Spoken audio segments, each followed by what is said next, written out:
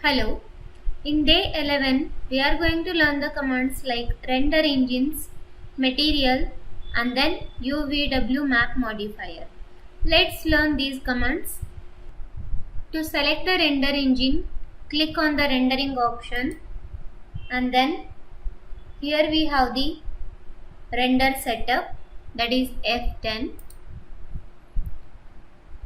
In 3ds Max we have different types of the render types. So till 2016 we were using the mental rate, that is a one type of the render engine. Now we have ART renderer and then scanline renderer. But anyhow, nowadays we are not using any ART renderer and then scanline renderer because we are using the V-Ray and then Corona render engines to get more realistic output. But these are the by default render engines we have, that is ART renderer and then scanline renderer. So now you can switch any one type of the renderer. Now I am just going with a scanline renderer now. So once you set the render engine, then next in the render element option, no need to change anything, just come down. In the assign renderer also, you just confirm whether you have the scanline renderer if you selected the scanline renderer here, or else you can switch it into the ART if you selected the ART here. I'm just closing it again. Along with this, you have to check the exposure control for that rendering and then exposure control. So here we have to say no exposure control to get the better exposure and closing it. So this is how we have to confirm the render engine before going to apply the material. For better understand, I just go with the plane. So this is the plane I have and I just draw the teapot. I just go with the box. From both the side I just place it here. Okay. Now to get the material slot, we have to click M. Just go with the shortcut, that is M. So we have the material editor dialog box here. Before going to apply, let's confirm which method we are going to apply the material. And then here we have the models. We have two type of the material slots, that is compact material editor and then slate material editor. For better understand for the beginners, what I suggest you just go with the compact material editor to get the by default slots like this. And then here we have the number of samples. To minimize and maximize it, go to the options option and then click on the options, and then here you can select the 6/4 slot and then apply and OK. So we have by default material because we have the V-Ray material here. So as we have selected this scanline renderer type engine, for that you just switch or select on the V-Ray material option and then go to the scanline option. In the scanline renderer we have standard material and then architectural material. So let's go with the standard material. So this is the standard. So when I get the standard, here you will get the material slot, that is by default material, that is material #1. You can see the name here. I'm just double clicking it to get a detailed view of the sample. And then here we have the backlight. So you can see the light over the model, sample model. So if you on it, you can on it, or else you can off it. So but better understand, make sure you have on the backlight option. So if you want to go with the background behind this sample, then just on the background option like this, or else off it. It just left to you guys how you feel comfortable. Then next we have the material #1. You can keep the same name or else you can give the paint or whatever the name you want to give. Always make sure you are going with the same sequence. You have to rename that for better understand, and even in the future you can edit and you get to know which material you have applied for your model. This is the paint we have, and then by default we have the gray material, and if I want to apply that material, then you just drag it and just place it over the wanted model like this, or else I just do Ctrl Z, select the object and then select the sample material which one you want to apply, And then here we have the assign material to the selection. Click over that so that you can apply. And then if I want to change the paint or color, so here we have the diffuse option. By default we have the gray. Just click over the diffuse box option. You will get the color palette. Either you can pick it which color you want to apply, as you can see here, or else you can go with the code. If I go with 255 and then 255, like this you will get white color. If I make this as 0, then you will get a yellow color. So you can go with the code or else you can go with the picker like this, and in order to make it dark, you can dark it and then just add a white color to make it light color and then click on OK. So now I just want to create the one more sample, just shifting it to the next sample, and then V-Ray material, standard material you can switch. Next go to the diffuse option to change the color, which one you want to apply, and then if you want to apply the same color, then you can just drag it and place it. If you want to see it separately, then you can double click over this. Along with this paint option, if you want to add the glossy effect, I just add the glossiness for my model. So here you can get the glossy. For that I just render it, shift Q. So we'll get the glossy effect. Even you can increase it. And then we have the specular option. Specular level also I am just adding it little. So this is how you get the glossy effect. And then specular level also you can increase depending on the requirement. Again you can render it again, shift Q. So this is how you get the glossy or shine, by adding the glossiness and then specular level. Even you can change the specular color. So we are getting the white color because of the white color in the specular. So you can go and then change the color, that is the specular color. See, you will get it in pink color. So depending on the requirement, you want matte finish, then you just go with the diffuse option. So if you want a shiny or glossy, then you just increase the glossiness and then specular level. So like this way you can customize. Now if I delete the lid of this mug, go to the modify and then just off the lid option. I'm just rotating it little.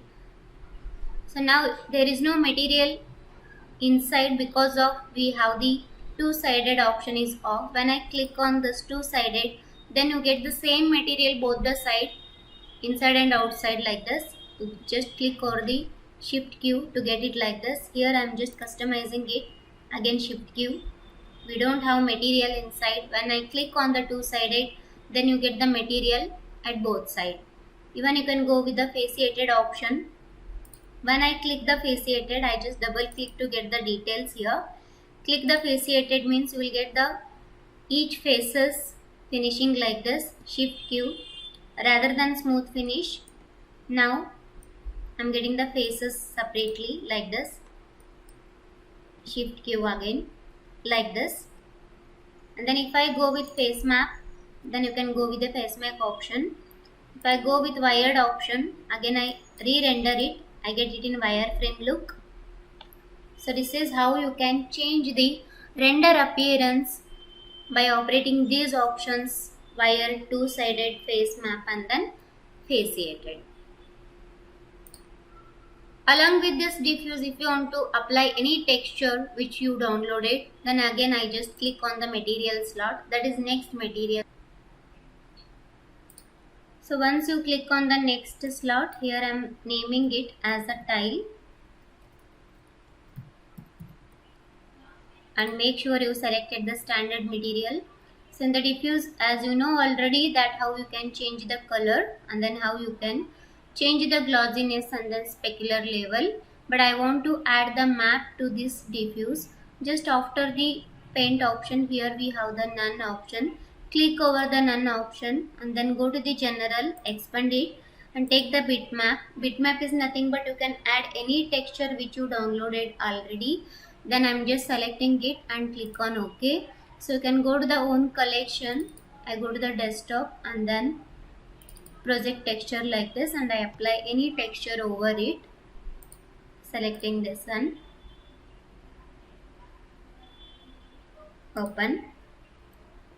Next, in order to apply the same, I'm just selecting this plane, and then this one I want to apply assign to material selection. So once you assign, if it is not visible in the viewport, then here we have the option that is show shaded material in the viewport. Make sure you get the same material like this, and then later on once you apply you will get the UVW maps to change the scale of it. Here we have the U option to change the scale, tiling. So like this way even you can change the angle of that. By using this UVW option you can scale it, the texture, or else we have one more option in the modifier, that is in the modifier list UVW map. Here we have the UVW map. Before that you have to confirm on what type of geometry you applied the texture. If it is a plane, then make sure it is a plane. If it is cylindrical, then it is cylinder. I just go for the better understand. If it is box like this, I go with cylinder. Now I apply the same material to this. Apply to selection. For this also apply to selection. This one. So once I apply, if you want to scale up this for the planar, modifier UVW map.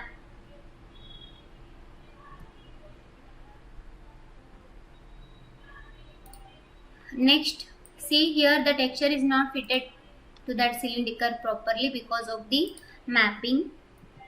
Click on this UV map and then make sure you have the cylinder to get the better fitted like this. And if it is a box, again you can apply the same UVW map modifier and then you can click on the box option. See, this is how you can see. And then you can go with the UVW map. Depending on the shape you can change the length of it.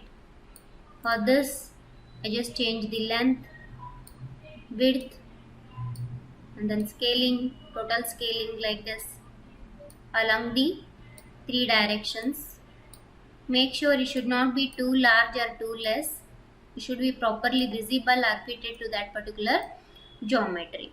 Along with this, now if you want to apply the bump to this, now you can add the bump. Bump is nothing but you can get an extra realistic effect, that is a 3D effect, rather than keeping this as a plane. For that I just go with the other sample, or else you can edit in the same sample. And then now I am just clicking on the tile option, and then once you done standard material, this is the sample. To get the bitmap, general bitmap, and then OK. Select any map. For this I want to apply the map. Say assign to selection. OK. Select this one and apply, and then show shaded material in the viewport like this. Now here you can see we get the same texture what we applied.